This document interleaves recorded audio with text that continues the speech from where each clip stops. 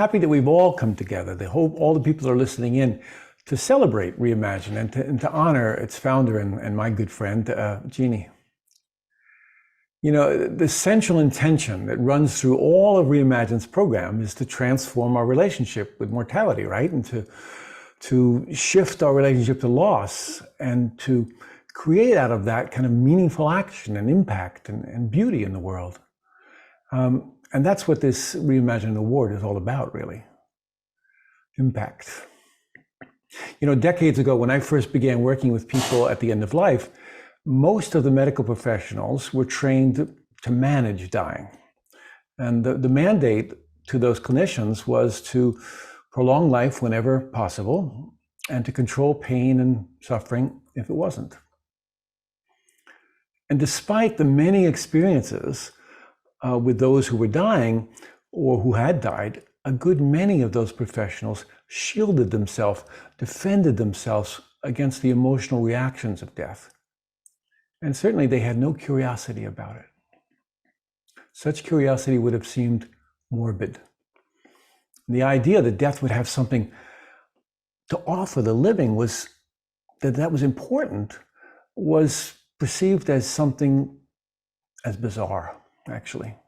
And this stance among healthcare professionals, it wasn't an anomaly.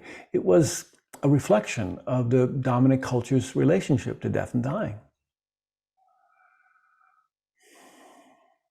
The genius of Reimagine is in seeing that death is unique, that it has this potential to be a meaningful experience, and that the dying process has within it the supportive conditions for the growth of wisdom and for healing, even when cure is impossible.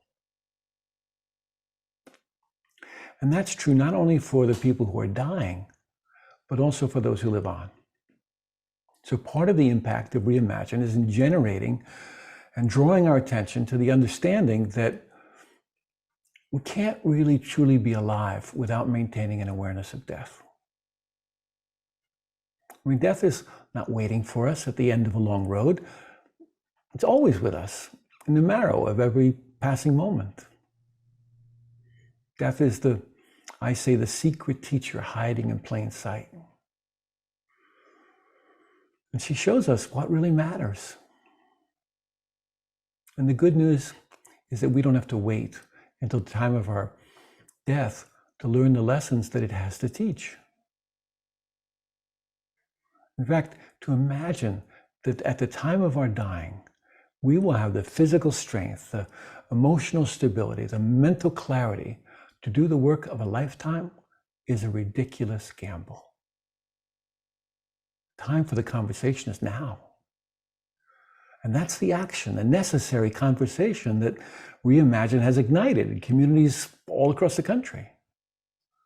Meaningful action that helps us to appreciate that the habits of our lives have a momentum that propel us toward the moment of our death. And so the obvious question from that understanding is, what habits do we want to create?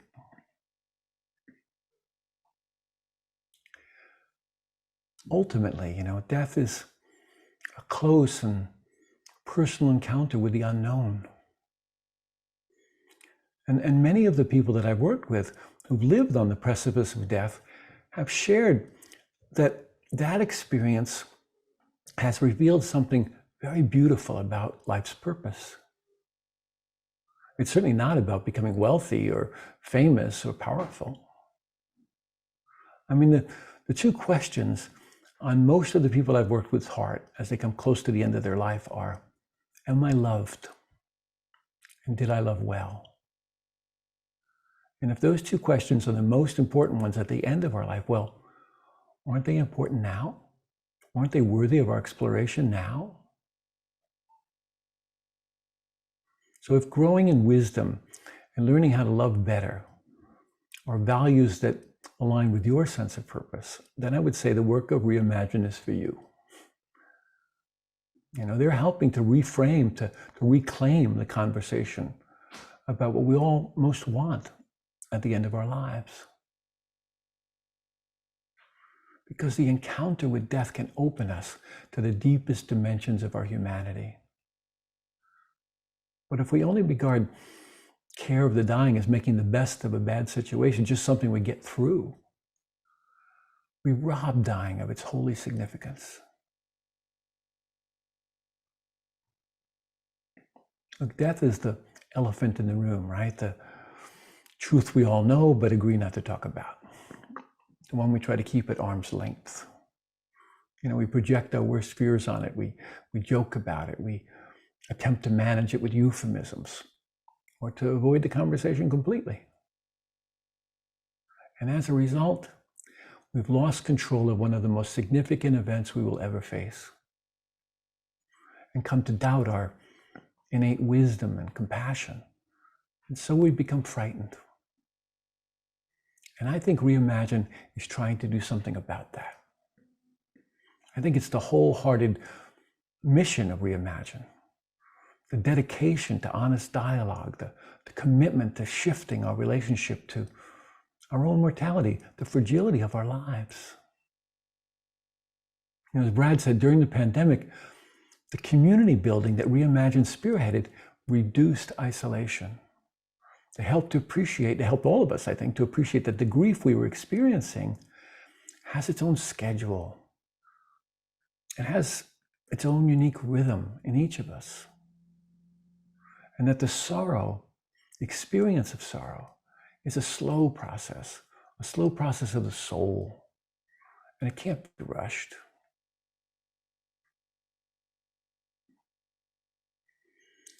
Look, in my view anyway, dying is not predominantly a medical event. And we need to stop treating it as if it were. We can certainly bring the best of what medicine has to offer to the care of the dying. But the experience of dying, it's too profound to be managed by medicine alone. It's much more about relationships. Our relationship with those we love, with the people that are caring for us, with our own suffering, with death itself, with God or true nature, or however we name the ultimate kindness that pervades all of life. And I think those relationships require more than the mastery of medicine. In the dying process, we need people who can engage and help us explore about meaning. What's the meaning of this life? What's been its purpose?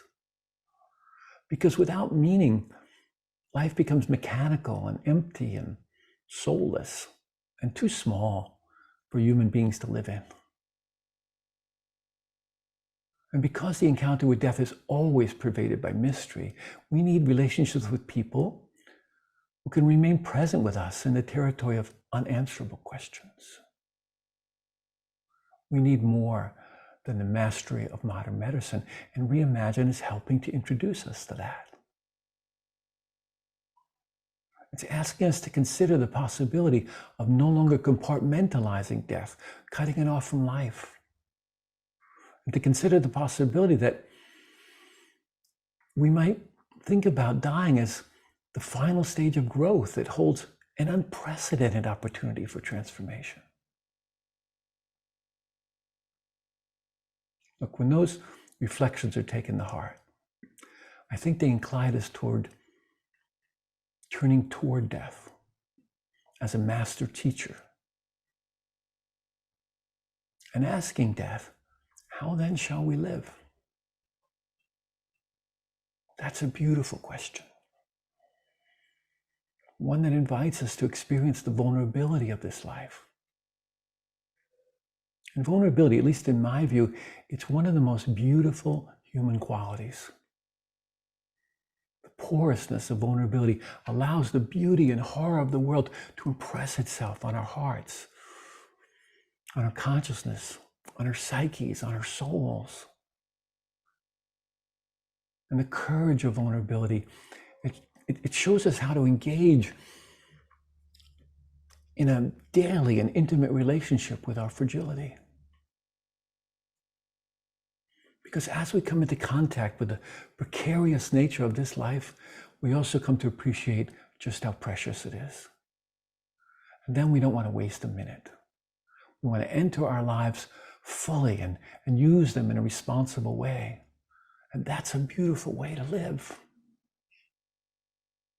Because without a reminder of death, we start to take life for granted. And we become lost in endless pursuits of self-gratification. It becomes all about me. But when we keep death close at hand, at our fingertips, it reminds us not to hold on so tightly. Or maybe we don't take ourselves and our ideas and our treasured beliefs so seriously. And we let go a little more easily. And when we recognize that death comes to everyone, we appreciate that it's our common ground. And I believe this helps us to become a bit kinder and gentler with one another. That's part of the beauty that Reimagine is encouraging, to turn toward these experiences, not away from them. Now, don't get me wrong. I don't think Reimagine is suggesting that dying is a neat and tidy gift that comes in a box with a red ribbon. No. Being with dying is formidable. And it may be the most difficult work we ever do in this lifetime. But the beauty that Reimagine is trying to foster is that death has a lot to teach us about living fully. I've accompanied maybe 1,000 people through the dying process, and I've seen ordinary people like you and me, develop these profound insights at the end of their lives. Insights that help them to emerge as something larger, more expansive, more real than the small, separate self they'd taken themselves to be. This isn't a fairy tale about happy endings. This regularly occurs for people in the final months or weeks, days, or even moments of life. Now you might say too late, and I would agree. However, the value is not in how long they enjoyed this experience, but that the possibility for such transformation exists. And if that possibility exists now, if that possibility exists at the time of our dying, it exists now.